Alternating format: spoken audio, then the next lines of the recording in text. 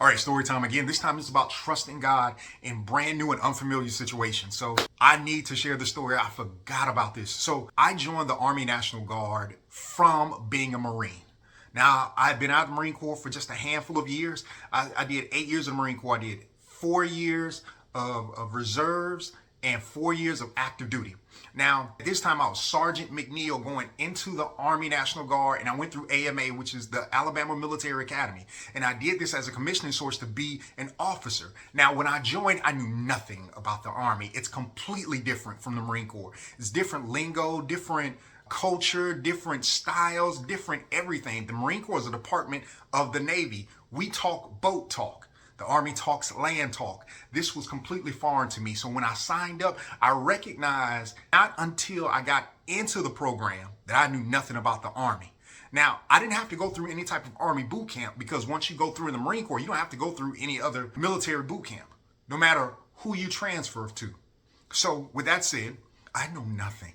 But my first day, I volunteered to be the hardest position, which is the first sergeant for the first day. I had no idea what I wanted to do, but my mindset was Marine Corps, adapt and overcome. We'll figure this out and we'll get baptized by fire, and that's the best way for me to learn. So, hey, I sucked at it. It was awful, but I made it through. And we're halfway through the course, and I'm figuring things out. I've passed everything. My PT is great.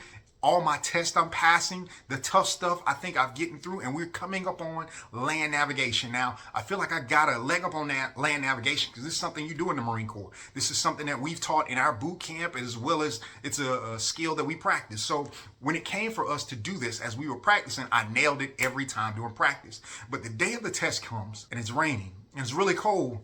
So it rained a little while, then hailed a little while. And as I'm plotting my points, I'm writing this stuff down with a pen. With my pen, some of the water droplets would get on the paper in which I was plotting this, my map. And it threw off a few things. It made some numbers fuzzy, made some things blurry. Now, what you need to understand is you could be a number off when you're plotting a course from one point to another, and it messes up everything. And so on this day, I wasn't sure, based on looking at the paper, was my numbers correct, because it was a little blurry because of the rain and the hail. And so I made it to the first point. The first point I went to was perfect. It was right on what I expected it to be. As I'm going to the second point, I'm a little further off. And as I'm going to the third point from my second point, I realize that when I stop, I'm dead center in the middle between 2 points. I don't know which one is right, which one is wrong. Now, they're very far from each other, so I can't tell which one I'm supposed to be at. I can't backtrack. I don't have time. This is a timed event. And I got one more point after this. If I get the wrong point here, I'm not going to get the next point right, which means I'll fail the test. So I can remember standing there going, if I fail this test, I have to go home. You fail one test, you're out of there. They'll ship you out the same day. And I was so nervous. I didn't want to fail my family. I didn't want to fail myself. I didn't want to feel like a failure. And I knew I needed this opportunity because I was trying to, let's just say, be a blessing to my family. And with that said, I didn't know what to do. And I remember falling to my knees and going, God, you've got to help me here because I cannot fail now. I've come too far. I don't know what else I don't know what to do. And I don't know which one is right, but I need you to help me. I guessed.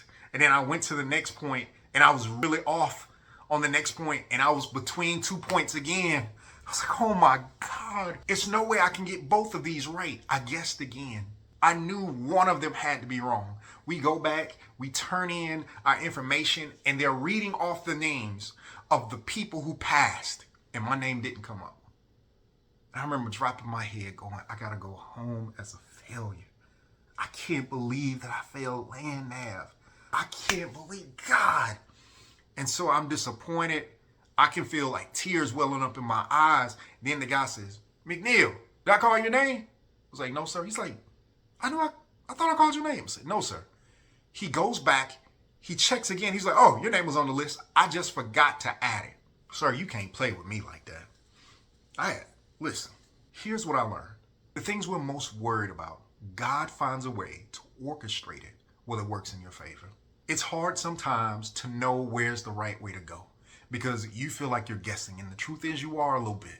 But that's a part of the journey, is to trust and praying and hoping that God leads you to the right path. Here's the thing. If he doesn't, he's going to correct you. I was between 2 points where I didn't know which one was right. And I guessed both times. And I don't know how I did it, but I guessed right. And it ended up working out for me. I ended up finishing that school. I ended up being commissioned as an Army officer. And I've done well ever since. I went on to have a good career. What I'm telling you is, right now you feel like you're guessing, but you're right where you're supposed to be.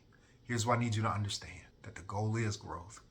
Growth happens in a journey that you have to start going on. If you stay where you are, you can't grow. You can't be on a journey. Enjoy your journey.